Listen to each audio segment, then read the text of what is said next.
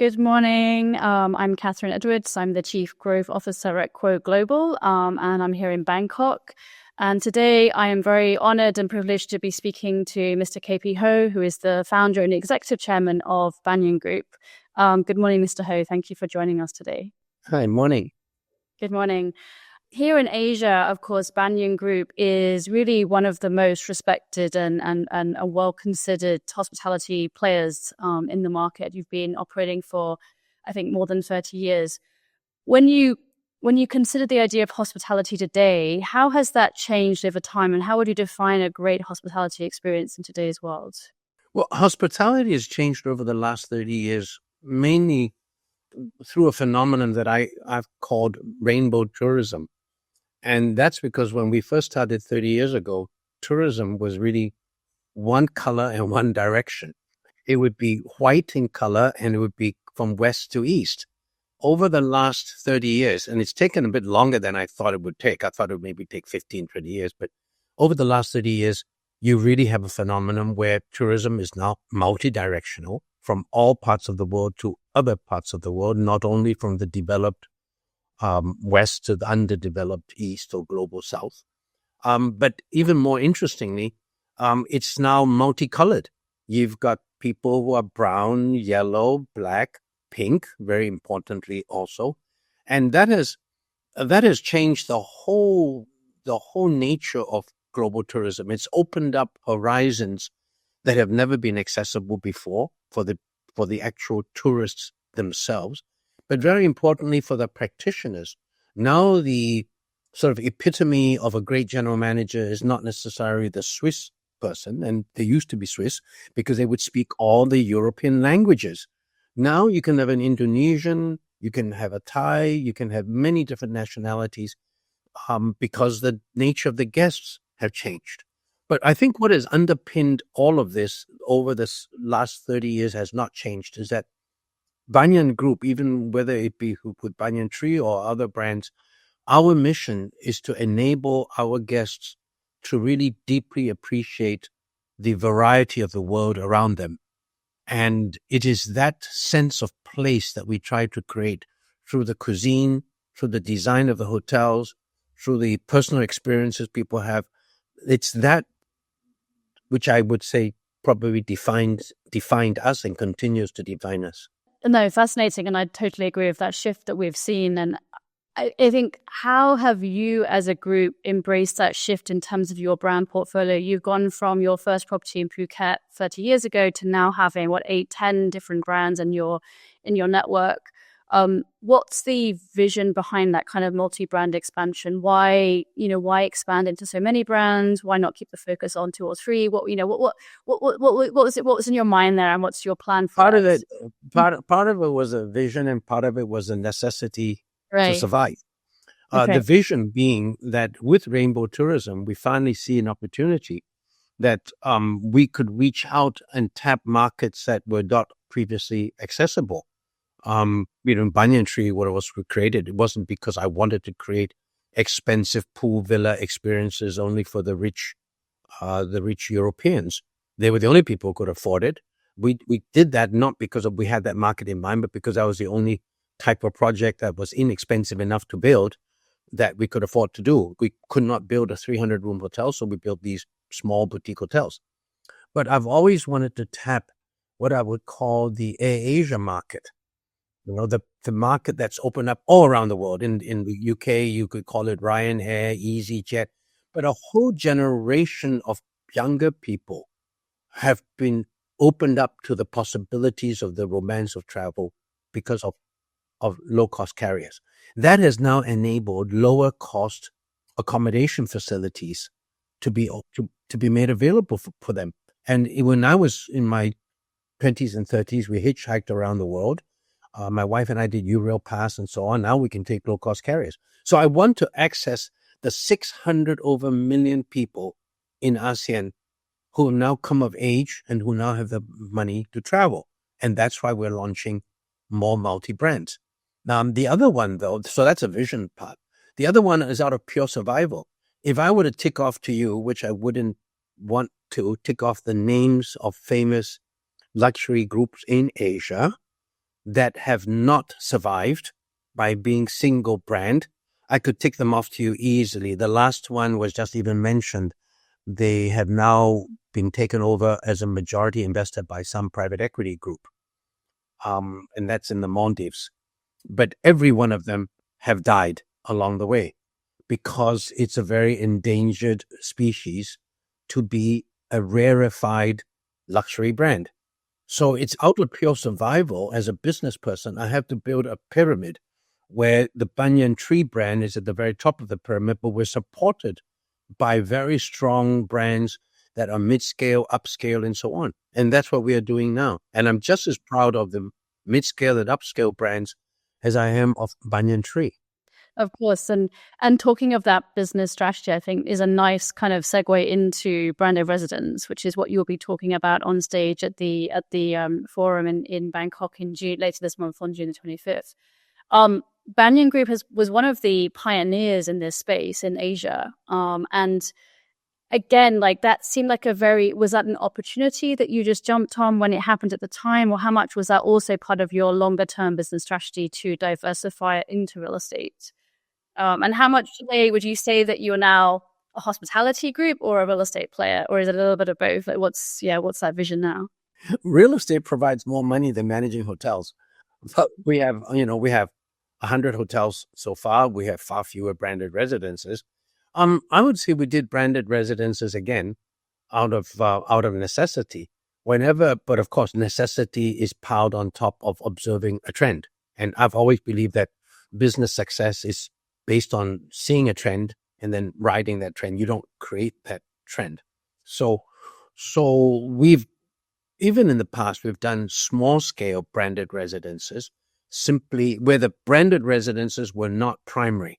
They were purely there to offset the huge cost of a hotel. So you would build a hotel and you would say, maybe I can sell 10% of my inventory as 3-bedroom apartments, and therefore I could defray the investment cost. That was the original strategy of branded residences all over the world. And that's why you'll notice, and we saw it in the beginning, that's why we are actually, for a player of our size, which is kind of like, we're probably number 600, 700, low in terms of hospitality players. But in terms of branded residences, we are ranked number 4 and 5 in the world. And that's because and now we're not going to hold that for very long, because now all the big guys, the Marriotts of the world, are jumping into branded residences and they're going to, beat us to it. But in the past, you can ask any owner, if you were a developer of a hotel and you wanted to do branded residences, the hotel chains would actually try to persuade you not to. It's a pain for them because they only want to make fees, and there wasn't a lot of money to be made. It would just be a hassle because then the hospitality player, the management company, would have to deal with so many different owners rather than one single owner. They didn't want But why has that changed? Now it seems to be all the rage. Everyone's trying to do branded residences. It's changed because the trend itself has changed. It used to be that branded residences were a very small segment of the market because only a handful of people wanted to buy these units. That has completely changed with, I think COVID had a lot to do with it. COVID, and then even geopolitical tensions. I'm talking about largely Asia, because you've long had branded residences in places like the Caribbean. In fact, the business model is that most of the time, hotel developers would not be able to even build a hotel until they had enough branded residences sold. But that's the Caribbean for you, because they'll be mainly American buyers. But in Asia, with COVID, and then with what's happening with Russia and so on, people really wanted a safe haven. And they, at the same time, they wanted a safe haven that would be well managed for them and could earn them income. And they also saw how Airbnb and other players like Airbnb, and we have our own equivalent of Airbnb. We've got Banyan Living now, which is a platform by which we will exclusively market the 6,000 or so property owners we have already, and the many more we're coming up with. So with the advent of low-cost carriers as a generic group, with the advent of platforms which can very effectively rent out your unit for you and defray your cost of maintenance for the unit. They've all come together with the need for safe haven, and the assured quality of hospitality brand residences. Okay, because I mentioned that because in the past the only guys that did branded residences were ridiculous things like car brands. You would have a Porsche branded residence. You would have a Hugo Boss. I mean, you have Armani simply because Armani designed some furniture. You have in Dubai, you have Armani Casa branded residences because and these preceded hospitality branded residences because the hospitality guy said, I really want to focus on managing hotels.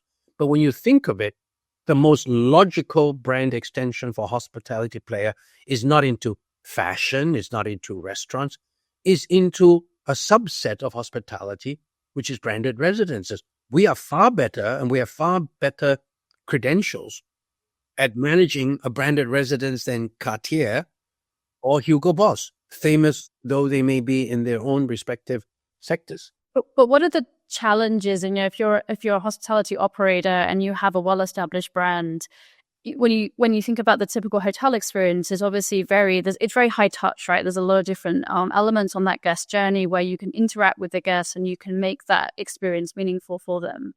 In a branded residence, it's a bit different. How do you ensure that particularly from Banyan Group's perspective, how do you ensure the essence of your different brands, whether it's Banyan Tree or Angsana or whichever one it is, how do you ensure that essence carries through into a...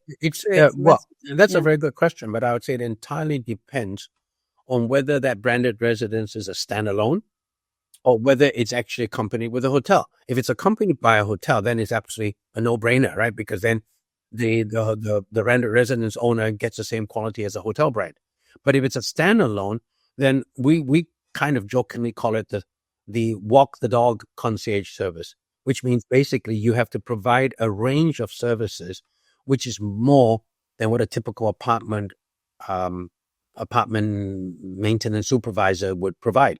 You would provide walk the dog. You would.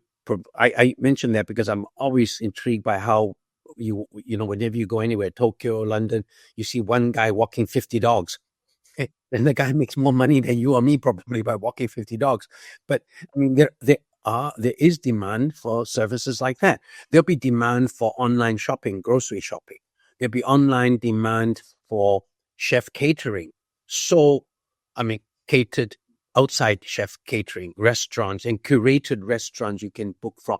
So the guest experience, or put it the resident experience in a branded hospitality residence, which is not accompanied by a hotel, will obviously not be as total as that in a branded residence next to a hotel.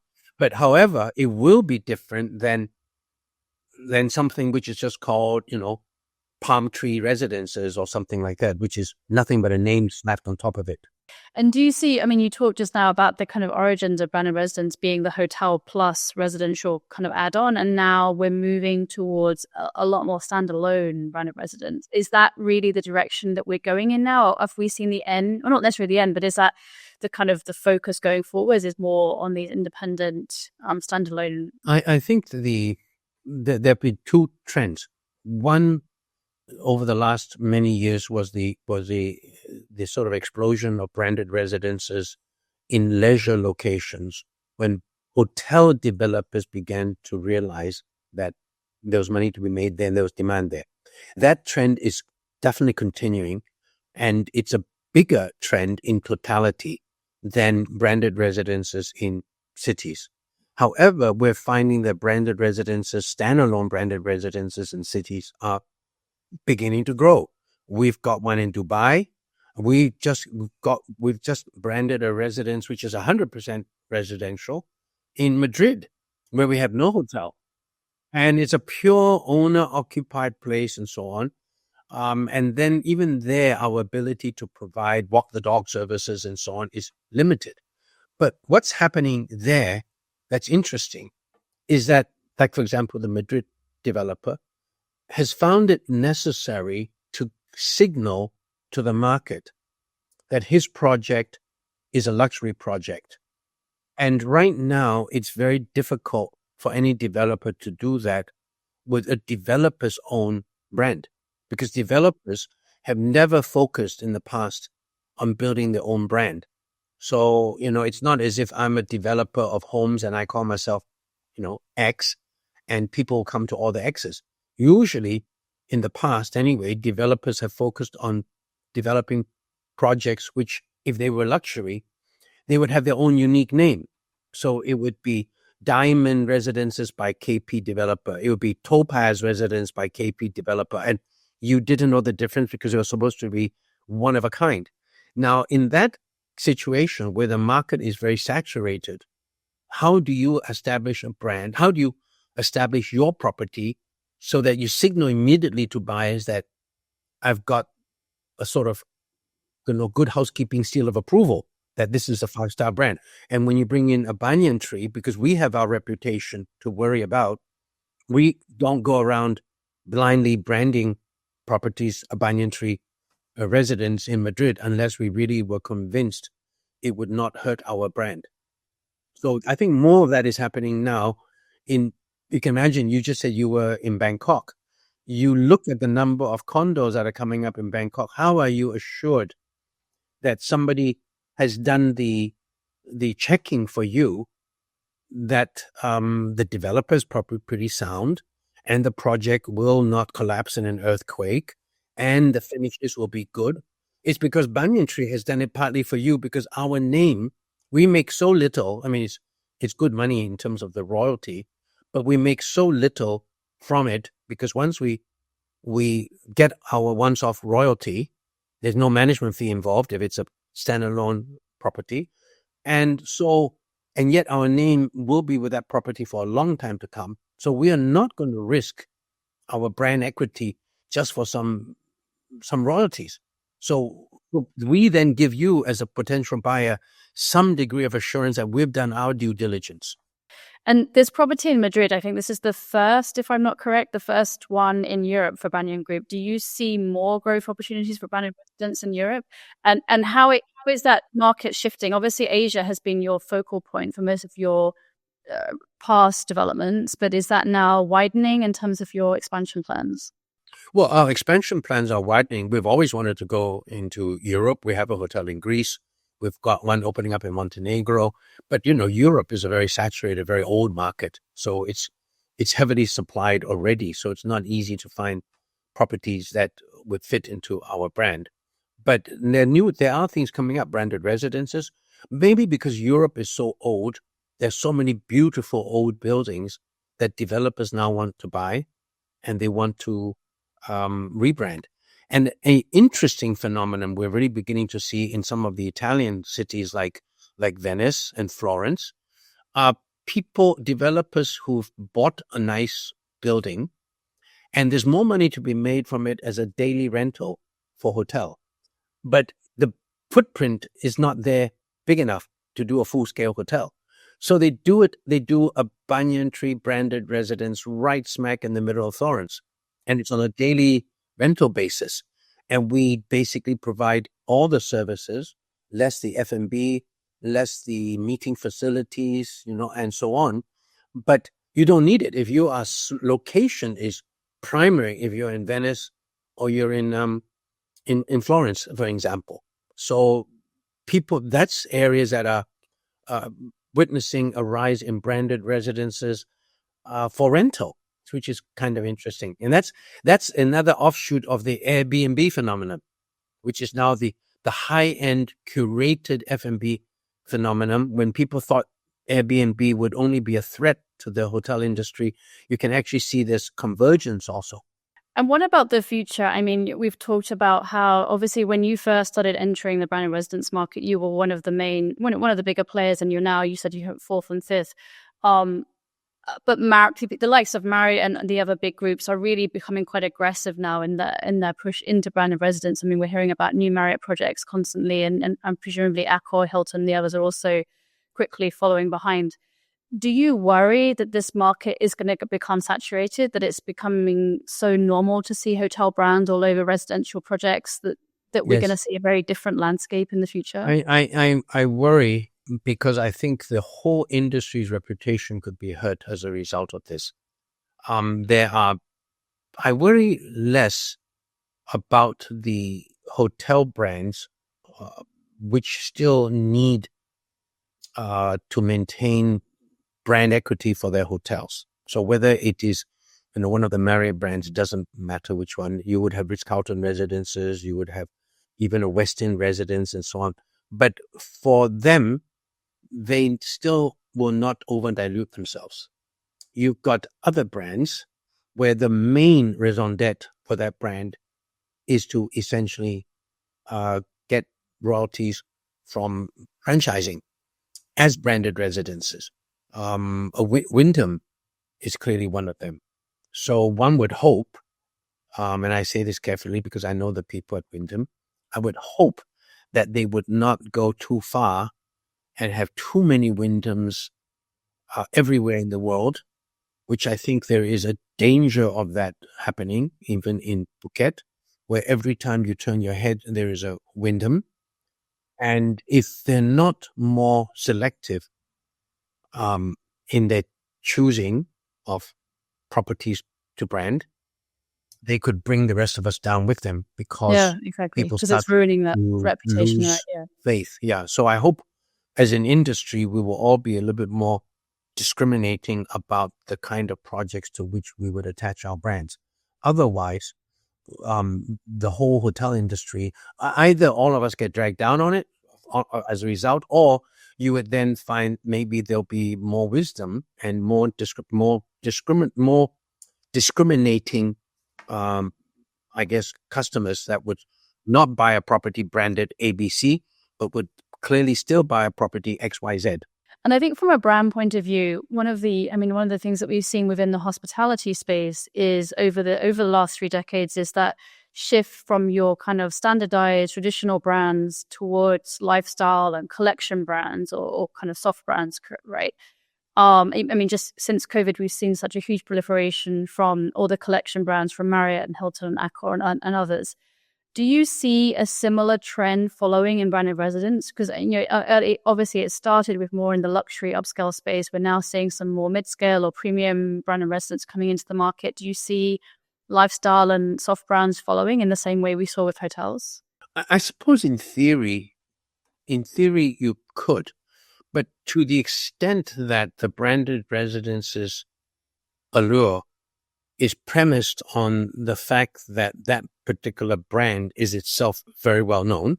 Right. So you need that brand equity to start. Yeah. Correct. And to the extent that a soft brand is usually applied for the whole group of properties which are pretty diversified so that they do not have a very strong brand equity, and you then call it this collection or that collection because each one of them, in fact, is quite unique.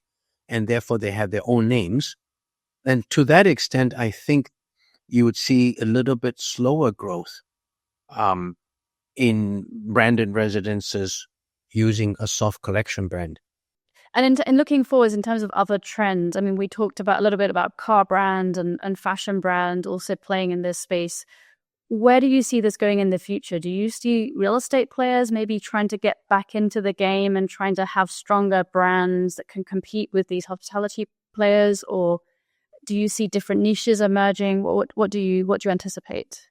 I don't think real estate developers would spend a lot of time trying to develop their own brand, mainly because they make a lot more money by just focusing on developing that real estate.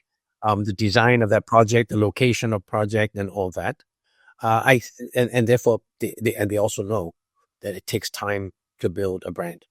But what I do think you will see is a lot more not once-off partnerships, but corporate partnerships. Not necessarily globally, because I don't think, unlike the hotel chains, which are global, there is no one single real estate developer, no matter how big they are, that is global. You would have real estate developers located in one country that could be 10 times bigger than a Marriott by virtue of them being in real estate, but they would never be as diversified in geographic coverage as a Marriott. So you could easily see, and we have had approaches from, let's say, a big developer in country A, or at least in region A of country A, would say, why don't we do a corporate relationship whereby everything I do, you will brand Right. So you this build of a your brand. long-term Yeah. partnership. And it's a basically geographically defined exclusive brand relationship. That I Right. think you will see. And that's a win-win for everybody, right? Presumably. It would be a win-win, but it's no different. But the industry, the hotel industry, is used to this. For hotels, you've got hotel owners who would say, we have an exclusive relationship in UAE, for example, and then from our point of view, we would. It's been done 10 times, 100 times over. We would say fine, but there are deliverables. You have to within 5 years get 10 hotels up. Otherwise, we can terminate the agreement and so on and so forth. So it's not a new arrangement. It's been there. There are models for it. And I think you will see more of this for branded residences between pure developers and hotel groups. And probably one of my last questions is around, something I think is quite close to your heart and has been core to Banyan since the beginning. This is around sustainability and community.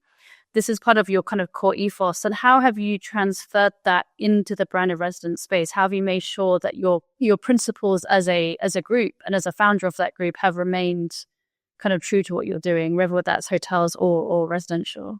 Well, that's an interesting question about sustainability. The word didn't exist when we first started out doing what we thought were good things. At that time, it was called CSR, corporate social responsibility. What I think has been the nice part of the change of the word is that for us in the past, corporate social responsibility was mainly about doing good things to other people outside of you, right? You're a good corporate citizen. Sustainability implies two slightly different and additional values. One is you better yourself be sustainable. So you better look inward. And number two, sustainability implies very importantly that you have to be there for the long term. So sustainability is no longer just about doing good things for carbon emissions for the world, etc. Too many companies think that sustainability is still equivalent to CSR, and it's what I'm doing for climate change and so on. To me, sustainability means also not indulging in those practices which could make you bankrupt in 5 years' time. And therefore, the private equity industry is hardly sustainable. They'll go in and buy a company. They will strip it. They will gear it up as much as they can. They'll fire as many people as they can. They get short-term profits and they exit and they leave that company to survive or die on its own. And all the articles you've been reading in the West about famous companies dying, the PR part of it is that they're dying because the market has changed. The reality of it is that they've been stripped and raped by private equity funds. That's not sustainable. So it's a corporate governance part of it as well, right? The corporate governance of that, there's a very strong corporate governance part about sustainability that people would like not to look at. The second part about sustainability that clearly applies to us because we are proud to be a family-based company. And it used to be 30 years ago, to be a family business was a dirty word. You were guilty of nepotism. You never valued professionalism. You were not worried about profitability and all the other grubby things. Now, sustainability also means sustainability of ownership, whether it be with a sovereign wealth fund, whether it be with a state-owned enterprise. It means basically having a solid ownership base that looks to 20, 30 years and not to the quarterly horizons of a dispersed shareholding company's CEO. So to me, sustainability means a lot more than it used to do. And we're practicing one area of sustainability that I'm particularly interested in, which is what we've called social sustainability. Because now that we are also a developer and no longer a hotel chain, I know that growing up as a financial journalist and as a person from the global south, I used to resent the income disparities of gated communities in Manila and elsewhere, or in India, for example, where gated communities would be where the super rich would live inside and outside you would have beggars and so on. That is not sustainability anymore. And yet the reality is still that it is an unequal world. We are selling properties to the rich. That's an honest fact, I have to say. But how can I then make this a sustainable relationship between what we do and the outside world? it's practicing the social sustainability where, for example, all around our Lakelands project in Phuket, which is pretty large, we are building 15 kilometers of walking trails and public tracks available to the public. We're building a really unique set of botanic gardens that are going to be available both to the public and to the residential owners, so that you create an interface between the rest of the community and what you're doing. And you then try to create in the mindsets of your residents too, that you are not just some rich, crazy Russian or rich Chinese or even a rich Thai living in a place that's an enclave by itself. You are an enclave, but you do relate to the community and you give back to the community. So that is one element of social sustainability. So we do these, wherever we're a hotel, whether we're a hotel or whether we are a developer, sustainability has got clear implications people should think through and not just bandy it about as a buzzword. And that idea of kind of human connection is so important, right? And building those communities and relationships within and beyond our own sort of small enclaves, as you say. Final question before we finish. Project forward 10 years. Where do you see Banyan Group? Do you see yourself still majoritively in hospitality? Do you see yourself more in the real estate, a bit of both? Where do you see the group? I think we will always be in both areas. You cannot, real estate is important to us, but I'm never going to be a huge real estate developer because I'm mainly doing in Phuket where we have a lot of land and times are good. But our real estate is in a way the complete opposite of the hotels. The hotels are hugely diversified, very asset light. We only own about 15 of the 100 over hotels. And as they get more and more, we're not going to add on more hotels. So we will be very asset light, globally diversified in one part of what we do. We'll be very focused and pretty, non-diversified for property. And with the kind of volatility in the world today, you need both pillars in order to be able to withstand, all kinds of things happening. Yeah, whatever. We talk about three pillars, actually: hotel management, hotel ownership, and property development. Those are the three pillars that we would always focus on. And one time, one may generate more income than the other. Another time, the other one may. But combined, they will give us the buffer to weather any kind of volatility. Crisis. Yeah. Fantastic. Thank you so much, Mr. KP Ho. It's been wonderful to speak to you. And for our audience, you can see Mr. KP Ho on stage on the 25th of June at the Afini Hotel for the Brand Residence Forum Asia. Thank you so much for your time. Great. Thank you. Thank you. See you. Bye-bye. Bye-bye.